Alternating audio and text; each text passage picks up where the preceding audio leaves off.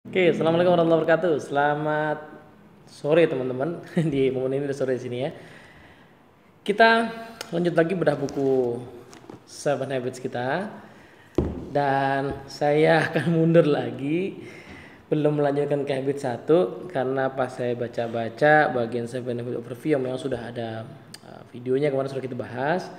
Ternyata saya lihat ada satu bagian yang sangat menarik untuk diperdalam, itu eh,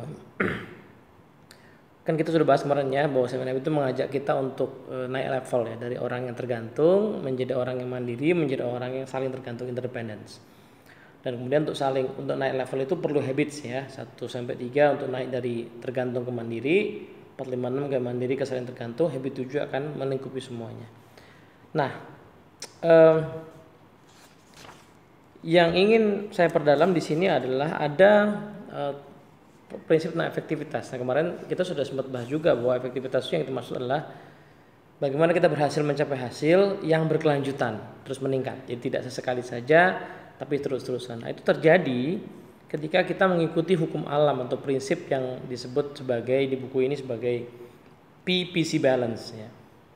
PPC balance itu singkatan dari P itu adalah production, PC adalah production capability atau produksi dan kemampuan produksi atau kapasitas produksi. Nah, Pak Kofi mengangkat sebuah cerita menarik yang kita mungkin sudah dengar ya, kisah angsa dan telur emas. Jadi dikisahkan bahwa ada petani suatu hari mendapati dia punya angsa, angsanya itu bertelur emas.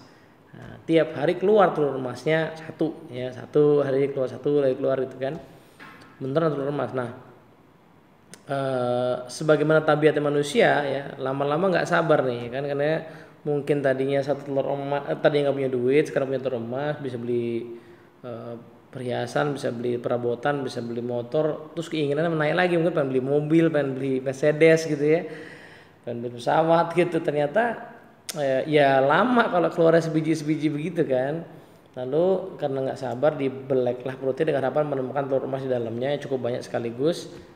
Ternyata nggak ada, ya kan. Nah, itu hanya cerita rakyat, tapi poinnya adalah dan ketika nggak ada, ya udah habis gitu, angsanya mati, dia nggak dapat lagi telur emasnya yang sehari satu tadi, gitu. Nah, poin pesan moralnya adalah sebenarnya kita itu hidup ibarat seperti cerita angsa dan telur emas tadi.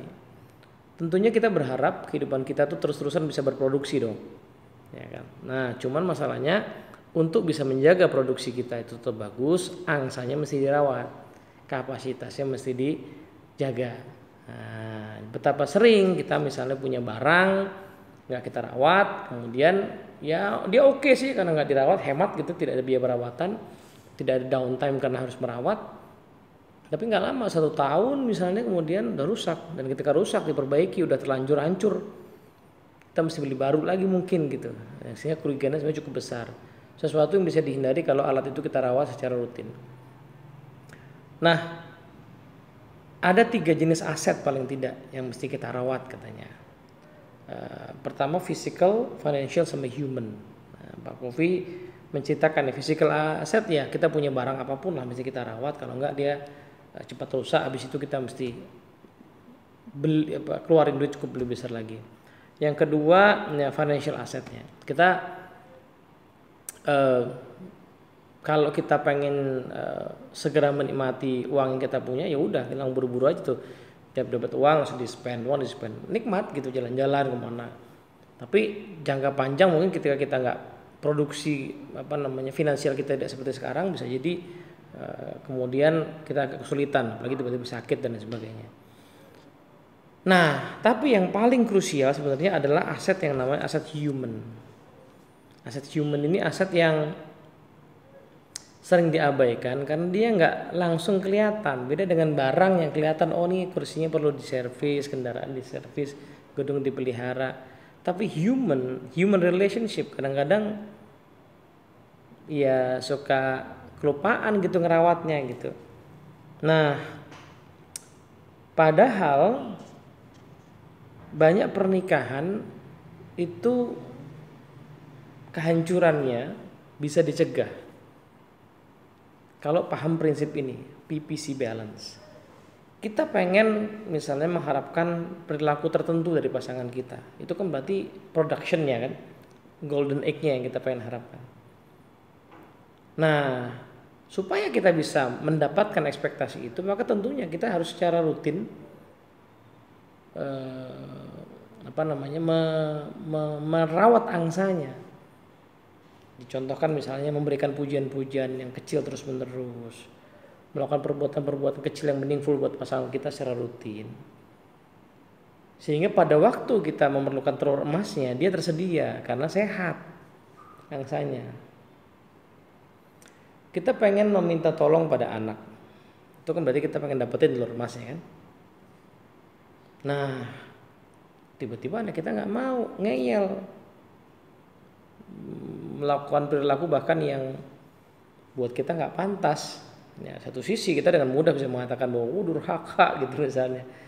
Tapi sisi yang lain itu sebenarnya adalah gambaran kondisi bahwa berarti selama ini jangan-jangan kita kurang rawat angsanya. Itu hubungan kita sama anak kita. Kan sama pelanggan juga gitu. Semua orang di bisnis, di sales tahu bahwa jualan yang sustain itu pelanggan mesti dijaga. Karena pelanggan yang dijaga itulah yang membuat hidup kita bisa bertahan. Kalau pelanggan cuma beli sekali, maka kita perlu mencari sekian banyak pelanggan untuk bertahan hidup. Tapi kalau kita maintain pelanggan, maka yang lama ini bertahan terus sambil yang baru datang. Karena yang lama ngasih referensi ke yang baru juga. Atau paling nggak yang baru datang ngelihat, oh dia bagus layanannya, dia akhirnya beli. Tapi di keluarga ternyata itu sering jadi jebakan. Karena mungkin ya tadi hasilnya tidak langsung kita lihat. Kalau saya berbuat baik nolongin anggota keluarga saya, maka tidak mesti hasilnya langsung saya lihat sekarang kan. Bisa jadi suatu saat nanti baru kita perlukan kebaikan itu baru berbuah gitu. Contoh di sini misalnya Pak Kofi menceritakan dia punya 9 anak kan ya. Tiap anak tuh punya giliran untuk dating berdua gitu sama ayahnya. Satu kali ada satu anaknya yang udah janjian dating, terus kayaknya kok kita mau ngapain malam ini, ya, kayak nggak ya ogah-ogahan lah anaknya gitu ya. Nggak apa-apa, kamu mau apa yuk, ayah temenin gitu. Terus dibilang nggak, ya akan suka lah gitu. Singkat cerita ditanyakan kenapa kok nggak mau. Sana yang aku mau adalah aku pengen nonton Star Wars. Masalahnya aku tahu papa pasti nggak suka Star Wars. Terakhir kali kita nonton film kayak Star Wars, papa tidur di bioskop. Saya pas baca kisah ini kok ya, ini kok nampar sekali ya gitu. Karena saya sangat yakin ketiduran di bioskop itu tidak disengaja. Dan bagi kita mungkin itu hal yang biasa aja gitu. Bukan sesuatu yang besar lah. Ternyata bagi sang anak itu ternyata sesuatu yang sangat penting. Sebab minatnya mungkin menjadi tidak dihargai gitu. Untungnya di buku ini dikisahkan.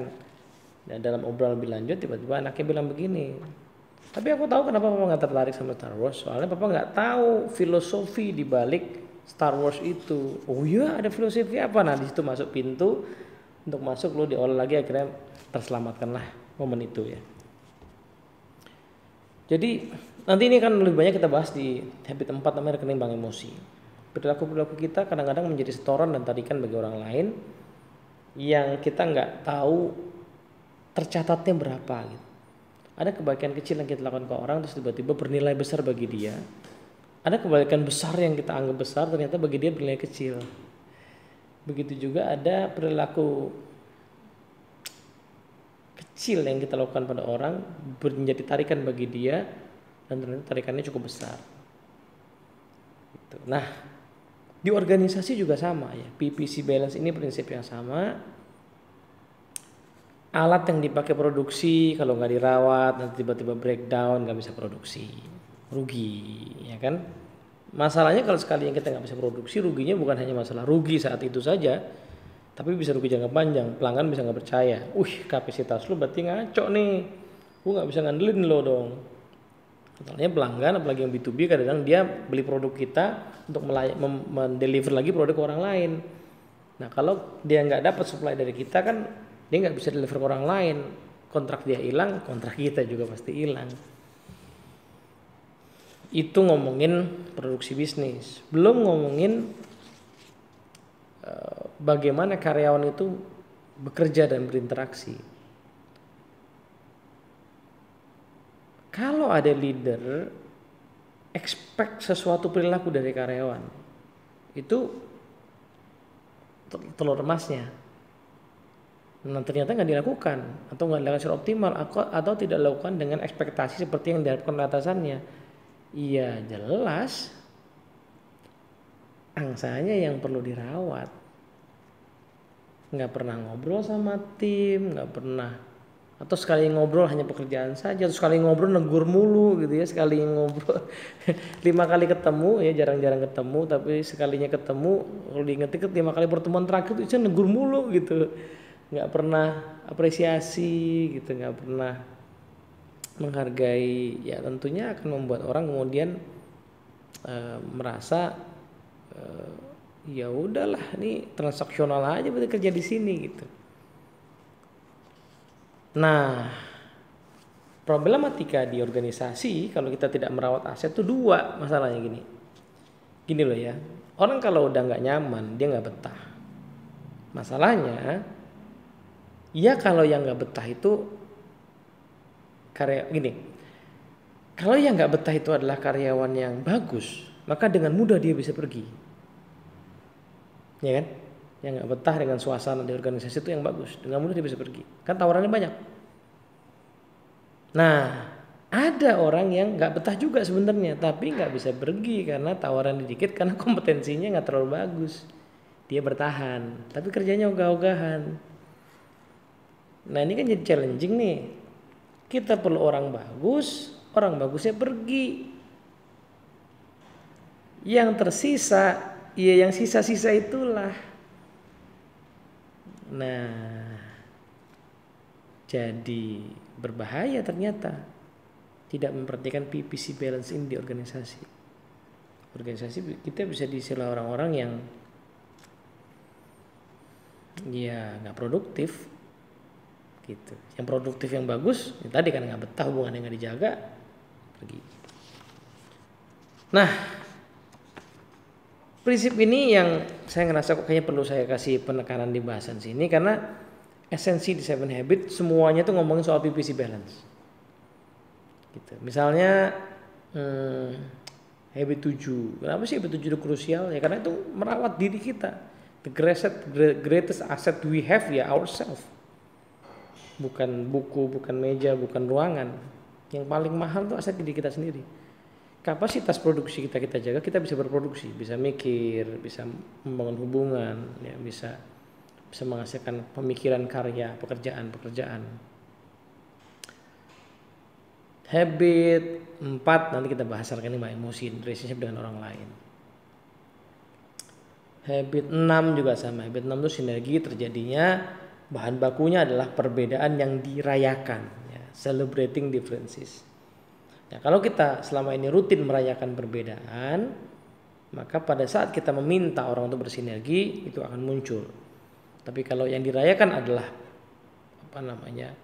perpecahan gitu, nah nanti pas kita perlu bersinergi jadi repot.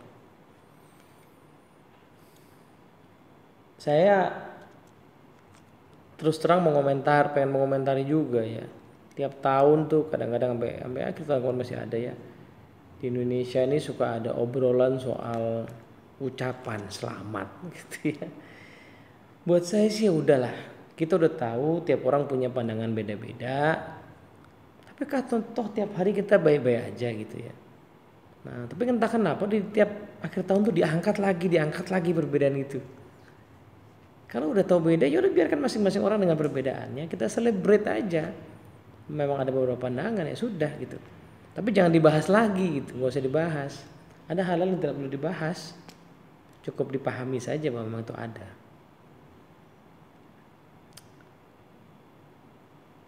Nah, habit 3 misalnya ya, itu nanti kita belajar time matrix. Ada matriks kuadran namanya kuadran 2, penting tapi tidak mendesak. Nah, yang penting tidak mendesak ini yang berdampak jangka panjang. Gitu. Kegiatan-kegiatan yang menjaga kita bisa mencapai hasil yang lebih baik di masa depan. Kalau kita fokus di yang tadi penting tapi tidak mendesak itu. Tapi itu nggak alamiah.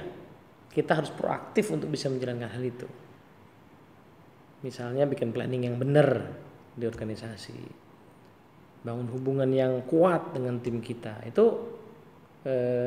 jelas tidak akan ada yang memburu-buru kita untuk melakukan itu, karena efeknya tidak sekarang tapi jangka panjang.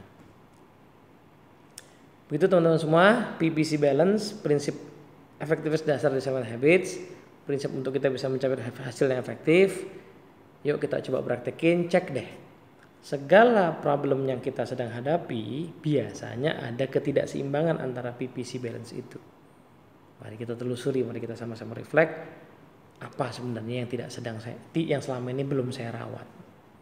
Nah, mumpung kita masih dikasih umur, yuk kita coba untuk rawat. Selamat sore, assalamualaikum warahmatullahi wabarakatuh.